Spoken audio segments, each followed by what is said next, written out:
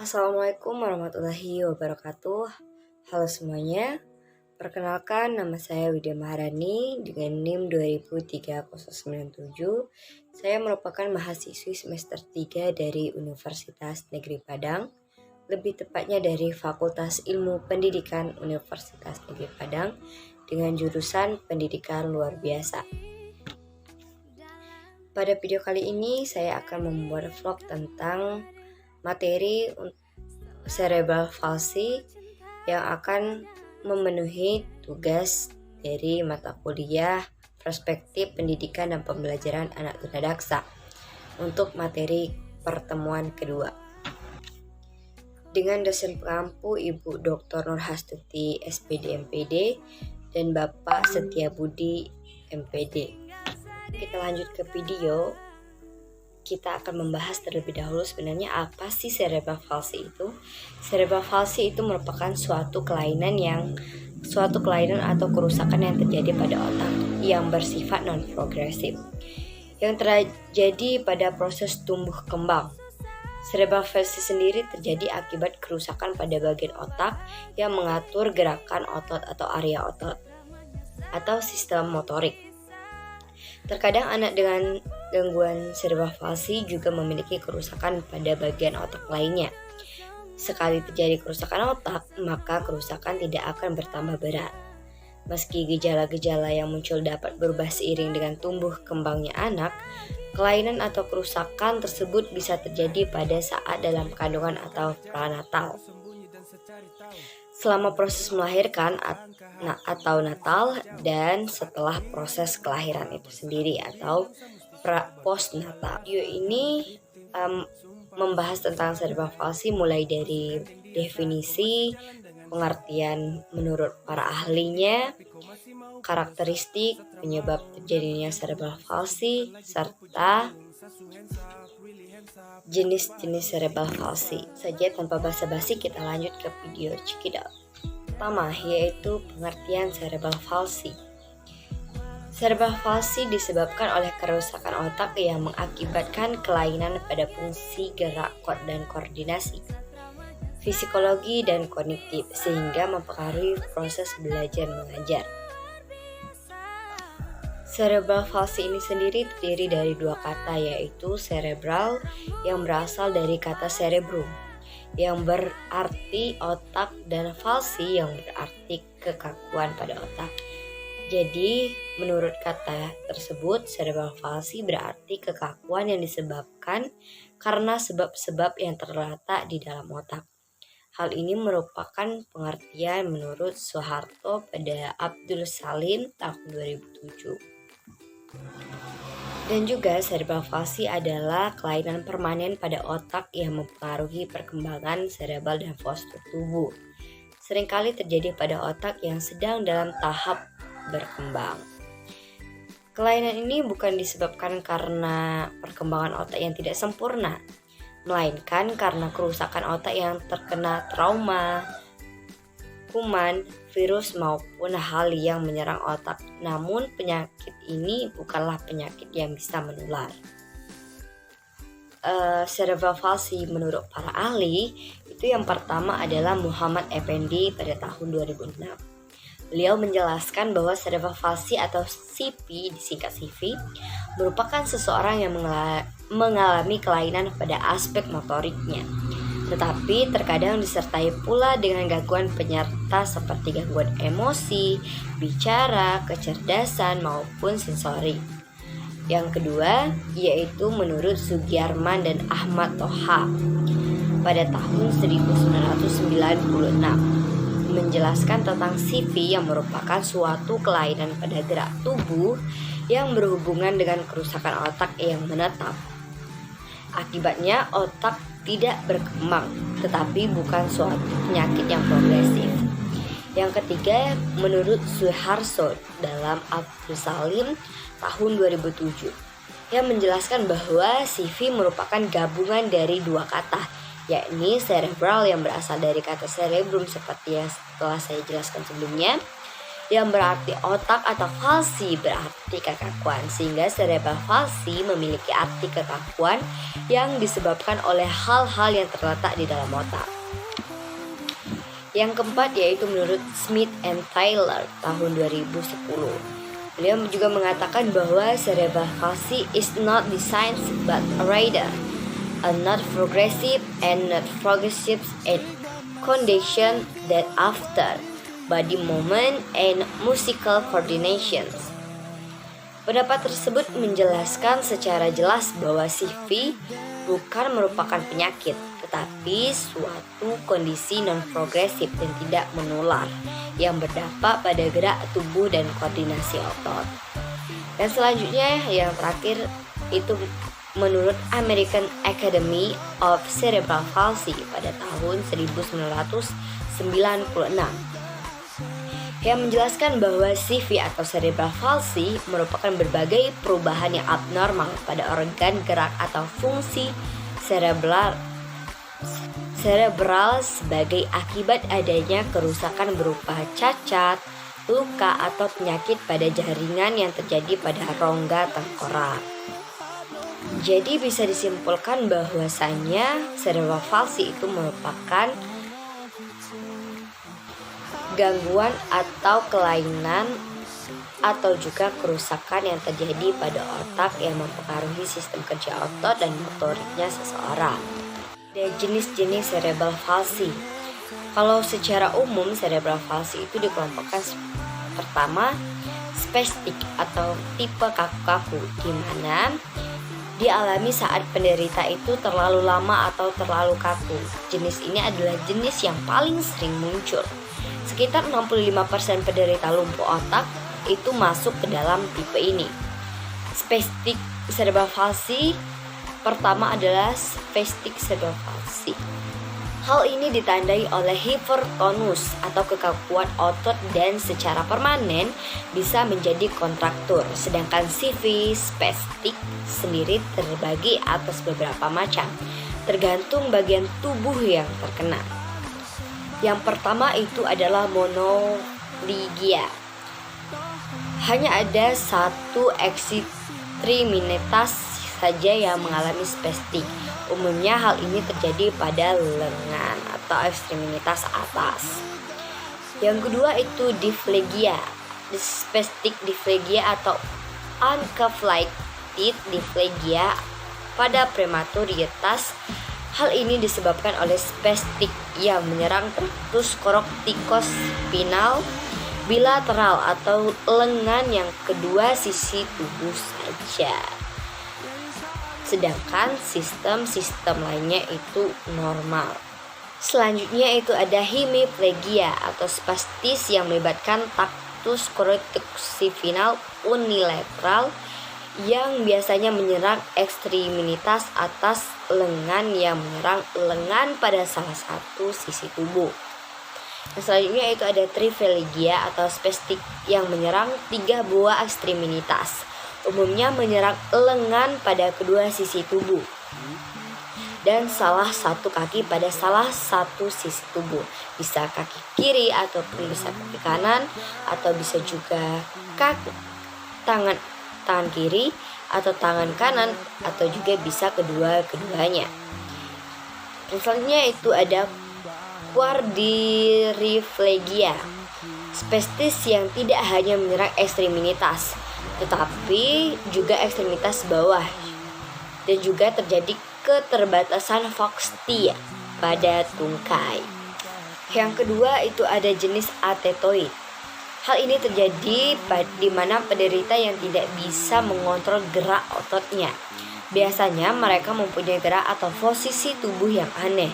Atetoid cerebral palsy jenis ini merupakan jenis yang menunjukkan gejala dengan melakukan gerakan yang tidak terkendali atau melakukan gerakan yang tidak menentu. Menurut Clement et al. Tahun 1984, jenis CV ataxia ini mengenai 5-10% penderita CV atau cerebral palsy. Kondisi ini melibatkan cerebral yang berhubungan dengannya. penderita akan memiliki koordinasi yang buruk, pola jalan yang basah atau jarak kedua kaki yang lebar, dan gerakan yang tidak stabil. Pada CV tipe ini terjadi abnormalitas bentuk postur tubuh dan atau disertai dengan abnormalitas gerakan. Kedua yaitu kombinasi. Kombinasi atau campuran spastik dan atetoid. Cerebral palsy kombinasi jenis ini merupakan terakhir kombinasi, yakni dari lebih satu jenis cerebral palsy itu menunjukkan manifestasi spastik dan ekstrapiramidal seringkali yang ditemukan pada komponen ataksia.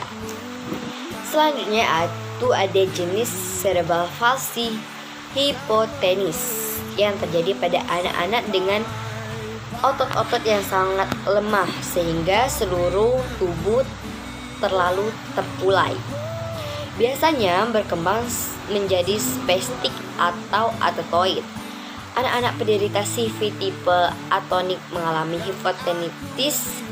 hipotinitas dan kelemahan pada kakinya. Walaupun mengalami hipotenik, namun lengan dapat menghasilkan gerakan yang mendekati kekuatan dan koordinasi yang normal.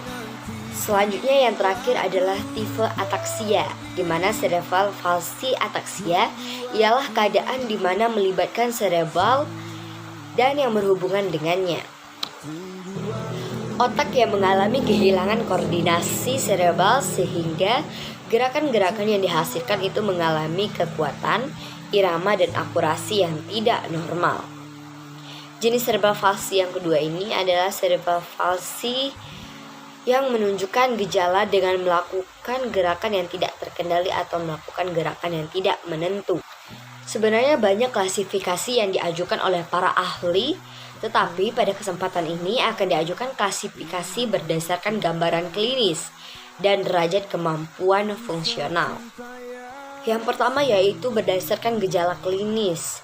Itu seperti pertama tipe spastis atau piramidal, kedua tipe diskinetik, ketiga tipe ekstrapiramidal, dan yang terakhir itu tipe campuran.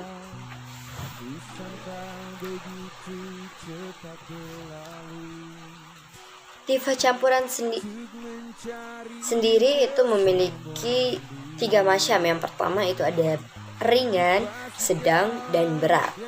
Dan penyebab cerebral palsy. Penyebab terjadinya cerebral palsy itu dibagi menjadi 3 bagian faktor seperti yang pertama faktor pranatal atau sebelum kelahiran, kedua natal ketika kelahiran, dan yang ketiga itu ada postnatal atau setelah kelahiran.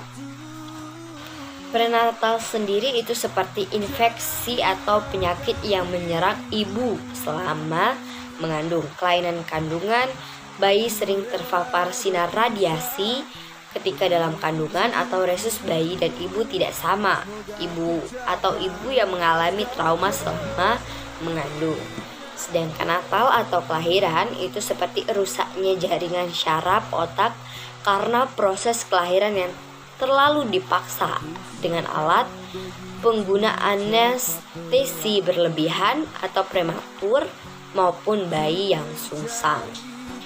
Sedangkan postnatal atau setelah kelahiran itu seperti kecelakaan yang merusak otak bayi, infeksi yang menyerang otak, atau keracunan karbon monoksida, tercekik, tumor otak, dan lain sebagainya. Kita lanjut ke video. Kita akan membahas terlebih dahulu sebenarnya apa sih cerebral palsy itu. Cerebral palsy itu merupakan suatu kelainan atau kerusakan yang terjadi pada otak yang bersifat non-progresif yang terjadi pada proses tumbuh kembang. Cerebral palsy sendiri terjadi akibat kerusakan pada bagian otak yang mengatur gerakan otot atau area otot atau sistem motorik.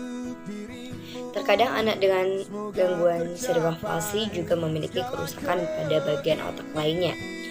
Sekali terjadi kerusakan otak, maka kerusakan tidak akan bertambah berat. Meski gejala-gejala yang muncul dapat berubah seiring dengan tumbuh kembangnya anak, kelainan atau kerusakan tersebut bisa terjadi pada saat dalam kandungan atau pranatal.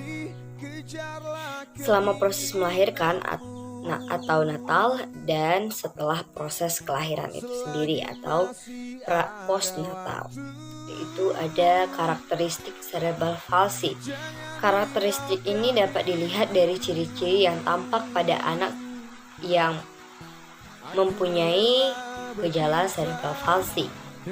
Penyebab utamanya adalah adanya kerusakan, gangguan, atau adanya kelainan yang terjadi pada otak. Menurut Yulianto Abdul Salim tahun 2007, cerebral palsy diklasifikasikan menjadi 6, yaitu spasticity, atotosis, ateksia, tremor, rigidity, dan campuran. Nah, dari sana cerebral palsy mempunyai karakteristik, yaitu pertama mengalami kekakuan pada otot. Terdapat gerakan-gerakan yang tidak terkontrol pada kaki, tangan, lengan, dan otot-otot wajah. Hilangnya keseimbangan yang ditandai dengan gerakan yang tidak terorganisasi. Otot yang mengalami kekakuan sehingga seperti robot apabila sedang berjalan. Adanya gerakan-gerakan kecil tanpa disadari, dan anak mengalami kondisi campuran. Kita membahas tentang definisi cerebral palsy, jenis, faktor penyebab, dan karakteristiknya. Maka kita juga memahami bagaimana sih pengobatan penyakit cerebral palsy ini. Untuk diketahui sampai saat ini belum ada obat yang bisa menyembuhkan area otak yang rusak. Namun tetapi ada harapan untuk mengoptimalkan kemampuan anak untuk membuatnya mandiri dengan terapi. Terapi yang diberikan pada biasanya akan disesuaikan dengan usia anak, berat atau ringannya penyakit, dan menimbang dari area pada otak mana yang mengalami kerusakan.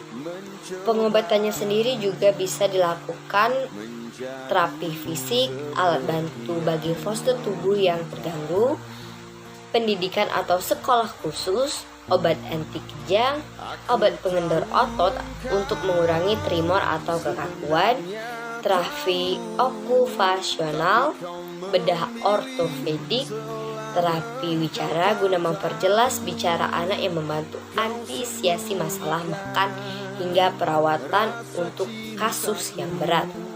Intinya, terapi cerebral palsy harus dilakukan secara menyeluruh atau secara berangsur-angsur yang mencakup segala sisi. Karena cerebral palsy adalah kelainan kronis, non-progresif atau tidak berkembang, maka perlu kesabaran dari para orang tua dalam membantu mengerjakan serta menggerakkan anak-anak mereka yang menderita cerebral palsy.